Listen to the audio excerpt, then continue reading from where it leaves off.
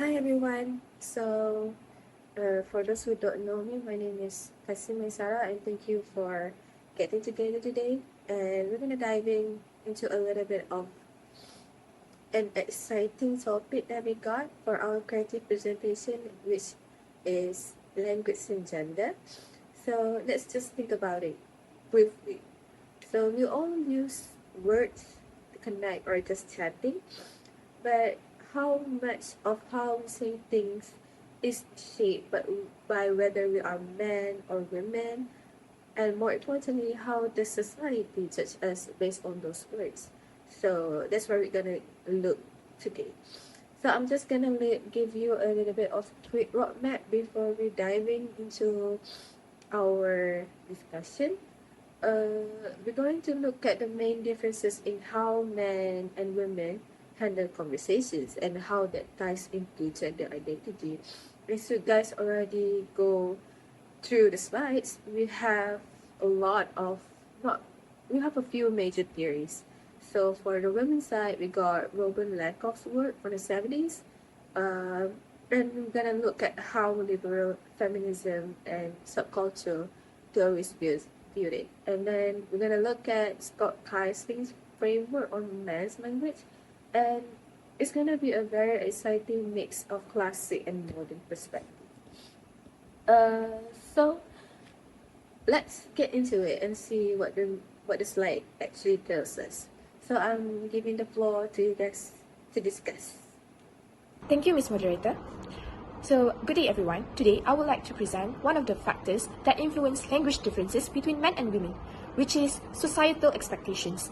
I would like to call it as the invisible mold because these expectations quietly shape how we communicate from behind the scenes. Societal expectations refer to the unwritten rules and beliefs in society about how boys and girls should behave, speak, and present themselves in daily life. From a very young age, society already has different expectations for boys and girls, and these expectations strongly influence how they communicate. This shaping process begins at day 1. At age 0, a child is a blank state. However, from a very young age, society applies different behavioral filters to boys and girls, setting them on different paths for how they are supposed to express themselves. Well, basically, society expects girls and boys to behave in different ways. For girls, society often expects them to be polite, caring, gentle, and emotionally expressive. I'm sorry, but I have a question. What do you mean by different expectations? Good question. Basically, society expects girls and boys to behave in different ways. For girls, society often expects them to be polite, caring, and gentle. Because of these expectations, girls are often encouraged to speak softly, avoid conflicts, show empathy, and maintain harmony in conversations. While, on the other hand, boys are expected to be strong, confident, independent, and less emotional. So, they are often expected to speak more directly, be more assertive, interrupt less about emotions, and focus more on solving problems. So, these expectations influence how each gender is supposed to speak in everyday life. So you mean their communication style is shaped by what society expects from them? Yes, exactly. Societal expectations play a very important role in shaping language use. When society repeatedly expects girls to be polite and boys to be assertive, people start adjusting their behavior to fit these roles. Over time, these expectations become normalized, meaning people begin to see them as natural differences between men and women, even though they are socially constructed. For example, in traditional Malay culture, women are often expected to remain polite, especially when speaking to male family members or those with higher authority. According to Asma Abdullah, Malay women are traditionally expected to avoid confrontation and maintain respectful speech in order to preserve harmony. So, all in all, this shows that language differences between men and women are strongly influenced by societal expectations, where each gender is given different rules and standards of behavior that shape how they communicate. Ultimately, how we speak is shaped by what society expects us to be. That's all from me. Thank you. Thank you for that, Natasha. Building on those points about socialization, I wanted to focus on how cultural values act as the underlying blueprint for these communication styles. Essentially, culture determines our social and legal status, and it attaches very specific meanings to what is masculine and feminine. In many societies, masculinity is linked to authority, strength, and control, which leads to an expectation that men should sound dominant or confident during a conversation. Conversely, femininity is often tied to kindness, modesty, and harmony, so women are culturally pressured to sound more nurturing and respectful. We can see this play out in very specific ways. For the first one, in Asian and Malay cultures, there is a heavy emphasis on social harmony and hierarchy. In traditional Malay social structures, for example, women are often expected to be silent and submissive, avoiding any disagreement that might offend male members who hold higher authority. But do you think society actually holds boys and girls to the same standards of politeness and behavior as they grow up? In modeling correct behavior, interestingly enough, many social groups expect better behavior from women than from men. While a boy's misbehavior might be tolerated, girls are often corrected more quickly as women are designated the role of modeling correct and polite behavior for the entire community. For social reinforcement, it is important to realize that these are not just personality traits. They are socially reinforced habits. People adjust their talk to gain social acceptance and avoid being labeled, like how a firm-speaking man is confident while a woman doing the same might be labeled aggressive. The good news is that because these norms are learned through acculturation, they aren't fixed. So as cultural values shift, like a woman moving into a leadership role, the communication style often adapts right along with it. So I'll hand it over to the next speaker now to talk more on those specific linguistic features. Do you think gender identity plays a big role here? Well, one important factor is gender identity. Gender identity refers to a person's understanding of themselves as male or female. It is closely related to gender roles, which are the behaviors and characteristics society expects from men and women. Society and culture strongly influence gender identity. For example, men are often expected to be strong, independent, and confident, while women are expected to be caring, polite, and emotional. The slides also explain masculinity, which is commonly associated with leadership, competitive, courage, and emotional control.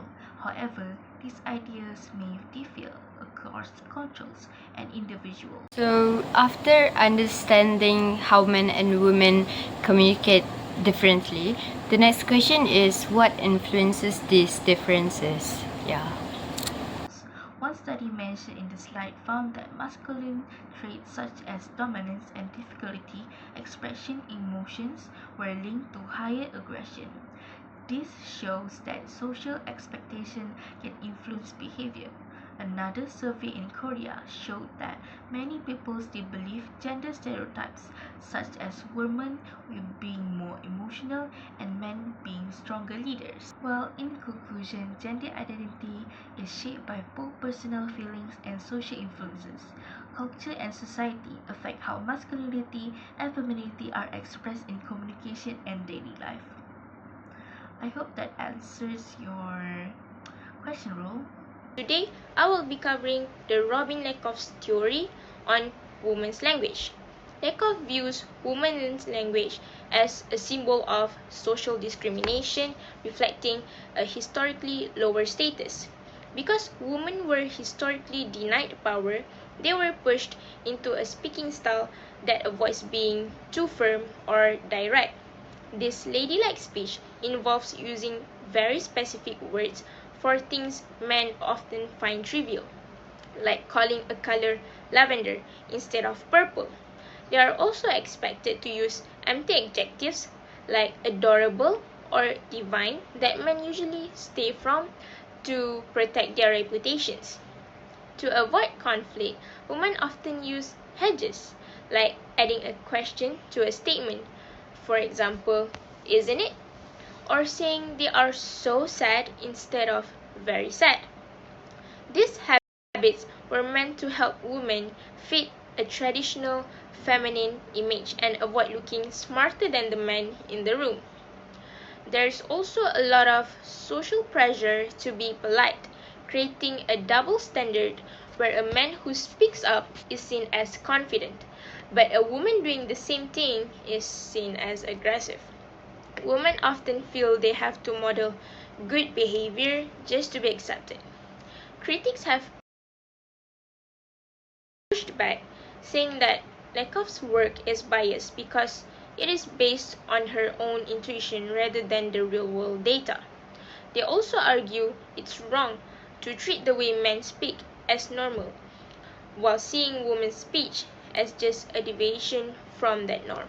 So for my part, I'm looking at the theories behind women's language. Basically, my slides summarize three main ways we look at it today. First, we have liberal feminism. As a researcher, Buchholz points out this perspective is really focused on using language as a tool to achieve total equality between men and women in every part of life. Second, we have subcultural theory. This is an interesting one because instead of just focusing on power, it suggests that men and women speak differently because they are actually raised in distinct subcultures. It's almost like they grow up in two different social worlds with their own rules for talking. But finally, we have to mention the modern critics. A lot of modern feminists like Mizokami actually critique the earlier work, especially Robin Lakoff's, for being androcentric. They argue that earlier researchers tend to treat male speech as the normal standard and viewed women's language simply as the deviation of that norm. Plus, Lakoff's data relied too much on her own institutions rather than real data.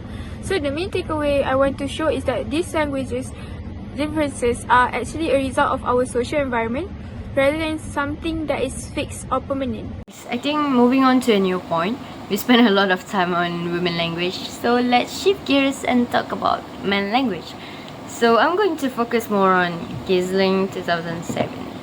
So one of the coolest things that Gizling says is that masculinity isn't something that men are just born with. It's actually a performance. It's something that they do through their speech, and it's flexible, so it can look different depending on the culture they are in. Rule, what do you mean by performance?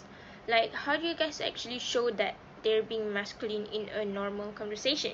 So, Gizling says that men show dominance and power by talking about specific things like their position at work, their physical abilities, wealth, or even just showing off their skills and knowledge. Men also use interruption way more often than women as a strategy to stay in control of the conversations. But it's not always about being the boss, yeah. So Gizling and Coates talk about how men use language for solidarity and also brotherhood. Like, guys actually insult each other just to show that they're close.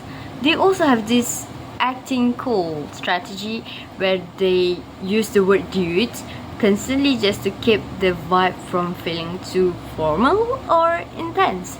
Yeah, so basically, men's speech is often less polite and more competitive because they use tougher language to show that working class masculinity. So I think that's all for my part. I'll pass it over to Maha to continue with the rest of the characteristic. Yeah, so Maha, over to you. Thanks everyone. Today I will explain about men's language, particularly how it reflects dominance and power in communication. According to Gizling 2007, men often show dominance by talking about their positions in organizations, physical abilities, wealth, knowledge, or skills. This means that men may use language to display authority, confidence, and status in society. Another important feature is interruption. Tannen 1993 states that men interrupt more frequently than women during conversations. This interruption is often seen as a strategy to control the discussion and show dominance or power. Besides that, men also use certain masculine linguistic features, but these features can vary depending on different cultures and societies. Next, men's language also focuses on homosocial relationship, which means building solidarity and friendship among men. According to Coates 2002 and Kisling 2007, men sometimes insult or teach each other jokingly to strengthen their relationship and create a sense of closeness. Another strategy is acting cool. Men frequently use casual terms like dude to sound less formal and more relaxed in conversations. This helps them appear confident and approachable. Lastly, men are generally described as less polite and more competitive compared to women. They also tend to use more vernacular or informal language to show toughness and working class masculinity. In conclusion, men's language is closely connected to dominance, power, solidarity, and masculinity, and these communication styles may differ across cultures and societies. That's all from me, thank you. Thank you, everyone. So let's wrap things up, and I'm just gonna say a little bit of what you guys discussed about. So we have seen from the Barra Standard work where men and women basically look at communication through two completely different lenses. For women, it's mostly about building connection and relationships, but for men, it's more about establishing status and independence. If I'm wrong, please correct me. But I feel like we also talk about where these habits come from. Like Robin Lakoff showed us how women's language, like using a lot of questions of or hesitating, originally came from a lack of social power. While other experts pointed out that we simply learn these habits as kids when boys and girls play in separate groups. On the other side, Kai's reminded us that speaking like a man isn't something built into our biology. It's actually a social performance that men constantly adjust depending on who they are with and where they are. So at the end of the day, how we speak is shaped by how we were raised and the society around us. So that's all from us, and I hope everyone have a great day.